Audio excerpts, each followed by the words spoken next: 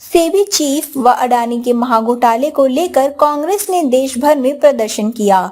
Hindenburg की report के बाद महाराष्ट्र, दिल्ली, पंजाब, हरियाणा सहित सभी राज्यों में कांग्रेस के हजारों कार्यकर्ता सड़कों पर उतरे।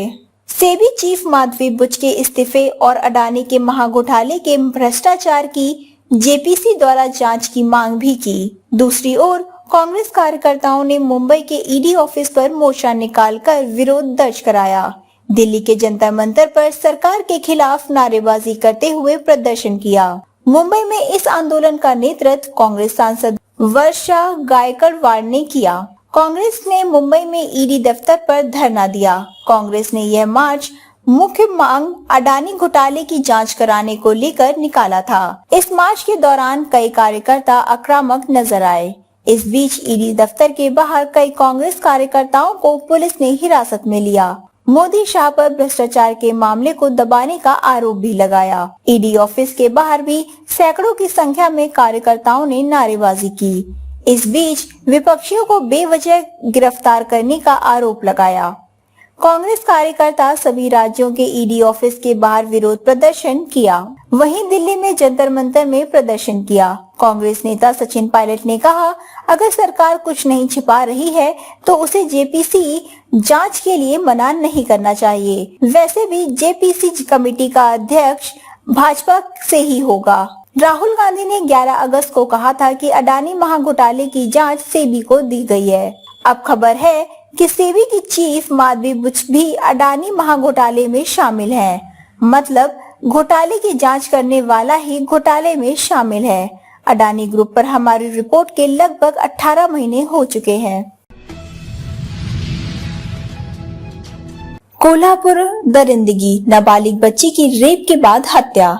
महाराष्ट्र में ठाणे के बदलापुर की घटना को लेकर जहां पूरे राज्य में आक्रोश है, इसी बीच राज्य के कोल्हापुर खौफनाक घटना सामने आई है। कोल्हापुर में बुधवार की दोपहर से लापता नाबालिग बच्ची की डेड बॉडी बरामद हुई है।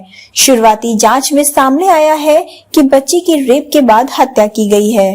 कोल्हापुर के सीए गांव के रामनगर इलाके में घटी दिल दहलाने वाली घटना में पुलिस ने 2 संदिग्धों को हिरासत में लिया है।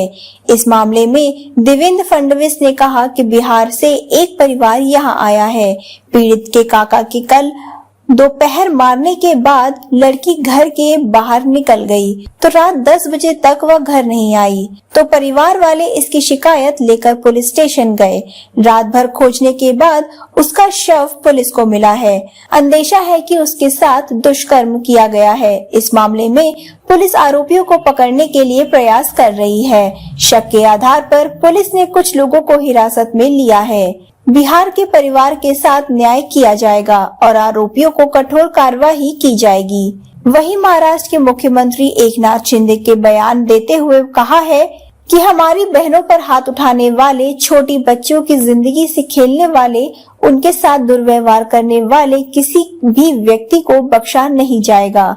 सरकार की भूमिका उन्हें कड़ी सजा देने की है। इसके लिए उन्होंने रत्नागिरी की बैठक में बोलते हुए कोर्ट के आदेश का सर्टिफिकेट भी दिया। लेकिन जिन विरोधियों को आसपास न्यायिक प्रक्रिया की पर्याप्त जानकारी नहीं है, वे भी इसका फायदा उठा रहे हैं। वे एक फर्जी कहानी फैलाने की कोशिश कर रहे हैं कि मौत की सजा नहीं है। मुख्यमंत्री ने एक केस का हवाला देते हुए कहा कि मावल में एक को सजा हो चुकी है। 6 साल की बच्ची के साथ अत्याचार और हत्या के जघन्य मामले में फास्ट ट्रैक न्याय घटनाओं का क्रम इस प्रकार है। अपराध की तिथि 2 अगस्त 2022, एफआईआर दर्ज करने की तारीख 2 अगस्त 2022, अपराधी की गिरफ्तारी की तिथि 3 अगस्त 2022, आरोप पत्र दाखिल करने की तिथि 12 सितंबर 2022, जांच पूरी करना एफआईआर दर्ज होने के 40 दिनों के भीतर, आरोप पत्र दायर 16 मार्च 2023, 6 महीने के भीतर, आरोप तय होने के 2 महीने बाद शुरू हुई गवाहों के सबूतों की जांच 12 मई 2023, निर्णय तिथि 22 मार्च 2024। आरोपी तेजस दलवी को 4 महीने पहले पुणे कोर्ट ने फास्ट ट्रैक मामले में मौत की सजा सुनाई है। गठबंधन सरकार में अपराधियों को कोई छूट नहीं है। हमारी बहनें प्यारी हैं और इसलिए उनकी सुरक्षा से समझौता करना कभी स्वीकार नहीं होगा। इसका मतलब ये नहीं कि अत्याचारियों का समर्थन नहीं किया जाएगा। विपक्ष को इस दुर्भाग्यपूर्ण मामले का राजनीतिकरण करना बंद करना चाहिए। न्याय के लिए खड़े हो जाओ, राजनीति तो चलती रहेगी। गृहमंत्री महोदयांनी देखील त्याच्या बाबतीमध्ये आता माहिती घेतली आहे।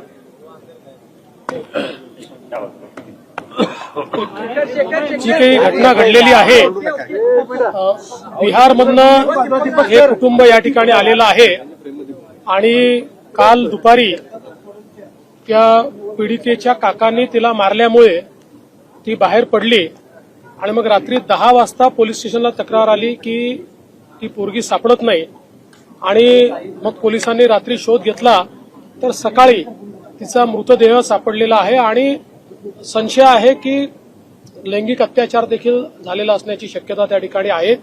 त्या संदर्भात पोलिसांनी तात्काळ कारवाई सुरू केली आहे। काही संशयितांना त्या ठिकाणी पकडलेलं आहे आणि त्यांची चौकशी चाललेली आहे। कुठल्याही परिस्थितीत या संपूर्ण घटनेच्या तळाशी जाऊन जो काही त्या ठिकाणी आरोपी असतील त्या आरोपींना कठोरतम शिक्षा केली जाईल आणि हा जो काही बिहारचा परिवार आहे त्या परिवारालाही योग्य ती मदत केली जाईल।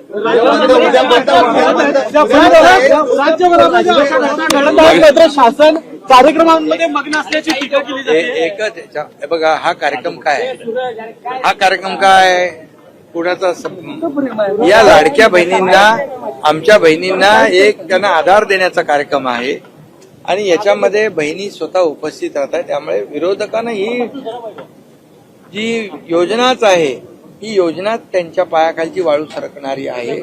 आणि एक मिनिट, यामध्ये एकच मी सांगतो की या योजनेला कसा खोडा घालायचा, ही योजना कशी बदनाम करायची, या बाबतीमध्ये सातत्याने त्यांचे प्रयत्न सुरू आहेत।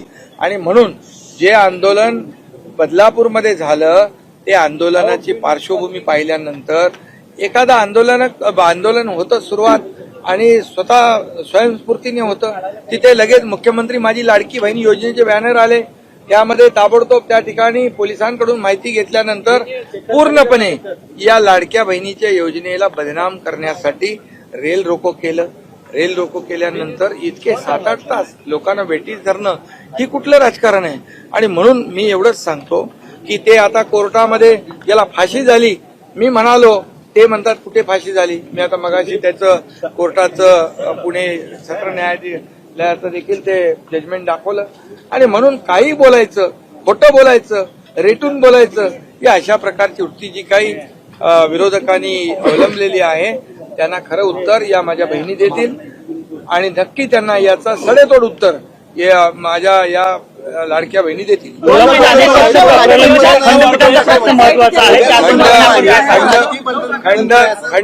खंडपीठाच्या बाबतीमध्ये देखील इथली मागणी अनेक वर्षांची आहे।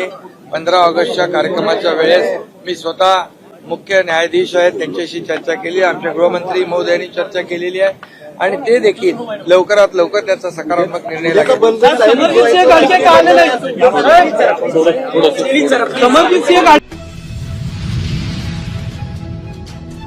नराधमों को फांसी दो, किन्नर समाज ने निकाला मोर्चा। फांसी नहीं, जिंदा गाड़ दो जमीन में। ऐसी सजा मिले कि आगे से कोई ऐसी हरकत नहीं कर पाए। बदलापुर में एक प्रतिष्ठित स्कूल में 2 मासूम बच्चियों पर हुए यौन अत्याचार की घटना से मुंबई सहित पूरे राज्य में हड़कंप मच गया है।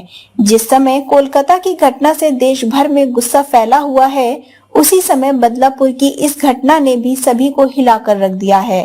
राज्य सरकार ने इस मामले को गंभीरता से लेते हुए SIT का गठन किया है और साथ ही यह स्पष्ट किया है कि आरोपियों पर फास्ट ट्रैक कोर्ट में मुकदमा चलाया जाएगा।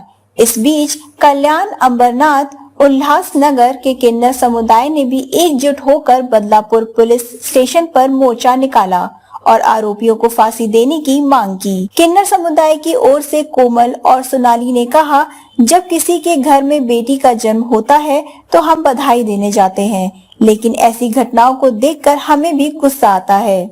ऐसे नराधमों को कठोर सजा दी जानी चाहिए ताकि समाज में एक कड़ा संदेश जाए। किन्नर समुदाय ने मांग की कि इस नराधम को फांसी नहीं बल्कि जिंदा जमीन में गाड़ देना चाहिए।